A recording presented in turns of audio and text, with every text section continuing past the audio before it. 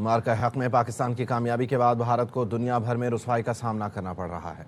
भारत की सफारतकारी भी हर मरहले पर नाकाम रही। अपने खुद साख्ता ऑपरेशन सिंदूर में शिकस्त को छुपाने के लिए मोदी हुकूमत को लॉबिंग फर्म्स की जरूरत पड़ गई है। सदर ट्रंप को मनाने के जतन कर रही है।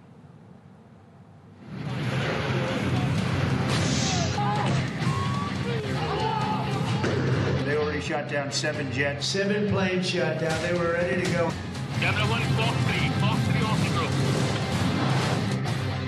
He knew I was not happy, and it was important to make him happy. They do trade. We can raise tariffs on them very quickly, and it'll be very bad for them. Pakistan के हाथों मार्का हक में लगी मार, Trump की जानिब से tariff यलगार, आलमी सतह पर भारत तन्हाई का शिकार। We can raise tariffs on them very quickly, and it'll be very bad for them. Modi सरकार ट्रंप इंतजामिया को राम करने के लिए जतन करने लगी। सदर ट्रंप को राजी करने के लिए लॉबिंग फर्म की खिदमत ली। सालाना $18 लाख फूंक डाले। वाशिंगटन में भारतीय सिफारतखाने ने लॉबिंग कंपनी SHW की खिदमत ली। मोदी हुकूमत ने लॉबिंग कंपनी से नाराज ट्रंप को खुश करने के लिए सोशल मीडिया पर पोस्ट करवाई, झंडे लगवाए। ऑपरेशन सिंदूर में नाकामी के बाद बैनुल-अक़वामी सतह पर भारत को मुंह की खाना पड़ी। ट्रंप इंतजामिया ने भारतीय वजीर खारजा को मुलाकात का वक्त नहीं दिया तो ये टास्क लॉबिंग कंपनी को दे दिया गया।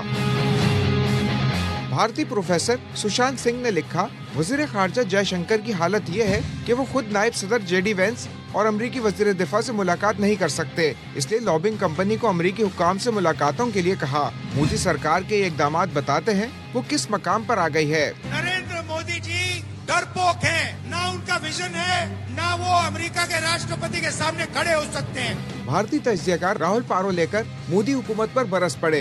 कहते हैं कम इल्मी और सिफारती सलाहियत के फुकदान की वजह से भारत को लाखों डॉलर का नुकसान हो रहा है। ऐसे शख्स से क्या उम्मीद की जा सकती है जो गुज़िश्ता 11 साल से एक तरफा बातचीत में मसरूफ है, लेकिन किसी एक प्रेस कॉन्फ्रेंस या मकालमे में नहीं देखा गया। भारत की अमेरिका को राम करने की इस कोशिश पर बात कर लेते हैं। अहमद हसन अरबी साहब ने हमें ज्वाइन किया है। Ahmed, thank you so much for your time. जिस वजह से पाकिस्तान का एक पूरा शिफ्ट हुआ है वाशिंगटन में, और ट्रंप पाकिस्तान को अब किसी और नज़र से देख रहे हैं और भारत को किसी और नज़र से, मोदी को शायद ये गुमान है या शायद ये उनका ख्वाब है कि वो लॉबिंग फर्म्स के ज़रिए अपनी पोजीशन वापस बहाल कर सकते हैं। It's impossible for him now. जी बिल्कुल ऐसे ही है। देखें 2021 से लेकर 2025 तक इन्होंने हर साल जो है मिलियंस ऑफ डॉलर सिर्फ अमेरिका के अंदर लॉबिंग पे खर्च किया है। और जो यूनाइटेड स्टेट्स ऑफ अमेरिका की फॉरेन एजेंट्स रजिस्ट्रेशन एक्ट है, उसके मुताबिक तकरीबन 2 मिलियन प्लस डॉलर्स जो हैं पर ईयर ये स्पेंड करते रहे 2025 तक। और फिर मई के बाद इन्होंने बहुत ज़्यादा पैसा इन्वेस्ट करना शुरू कर दिया अमेरिका के अंदर लॉबिंग में, और ये वो सारा है जो रजिस्टर्ड है। इसके अलावा अनरजिस्टर्ड कितना है वो इससे कई गुना ज़्यादा होता है आमतौर पे। तो तकरीबन 2 मिलियन के करीब इन्होंने मई से अब तक जो है अमेरिका में लॉबिंग के ऊपर इन्वेस्ट किया। फिर उसके बाद RSS की अपनी जो इंटरनल जो अमेरिका के अंदर इनकी ऑर्गेनाइजेशन है वो लॉबिंग करती है, तो उसका एस्टिमेट ये आ रहा है कि 1 मिलियन उसने लॉबिंग के अंदर इन्वेस्ट किया, जो इनकी फैशिस्ट ऑर्गेनाइजेशन है RSS। तो कुल मिला के मिलियंस ऑफ डॉलर्स ये खर्च कर रहे हैं, और उसकी वजह सिर्फ एक है कि किसी तरीके से वो जो इंडिया ने अपनी जो स्पेस लूज की है वेस्टर्न पावर कॉरिडोर्स में, specially United states of America में, उसको जो है वो दोबारा से अचीव किया जाए। लेकिन ये एक बिल्कुल एक डेड एफर्ट है।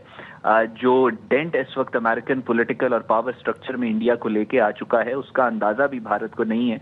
और यहाँ पे जो आर्किटेक्ट था, अब सिर्फ मैं आपके साथ एक चीज शेयर करता हूँ कि जो आर्किटेक्ट, इंडियन आर्किटेक्ट था अमेरिका के अंदर, जिसने पिछले 20 साल अमेरिका और इंडिया की फॉरेन पॉलिसी को सारा कोऑर्डिनेट किया और अमेरिका की तरफ सॉफ्ट कॉर्नर रखा भारत को लेकर, एशली जे टेलिस, उसको अक्टूबर में प्रेसिडेंट डोनाल्ड ट्रंप ने जेल में डाल दिया और उसके ऊपर स्पाइंग का केस बनाया। सो जो डेंट आ चुका है between India and America, specially after मार्का हक बुनियानुल मरसूस के बाद, जो एक्सपोज हुआ है भारत पूरी दुनिया के सामने, और जो पिछले 10 साल इन्होंने अमेरिका को चाइना के काउंटर वेट के तौर पे अपने आप को प्रेजेंट किया अमेरिका के सामने, और अमेरिका से इन्होंने बहुत ज्यादा मरात ली, पैसे लिए, फैसिलिटीज ली, एडवांटेजेस लिए फॉरेन पॉलिसी डोमेन में। अमेरिकन फील बिट्रेड, और अब उनके बिट्रेल के बाद जो भी रिपरकशंस हैं वो भारत के लिए आ रही हैं। उसको आप लॉबिंग करके या थोड़े बहुत पैसे इन्वेस्ट करके आप उसको डायल डाउन नहीं कर सकते। वो जो क्रैक्स हैं वो डीपर हैं और वो बहुत ज्यादा पावरफुल हैं। ठीक है, बहुत शुक्रिया Ahmed, thank you so much for your time.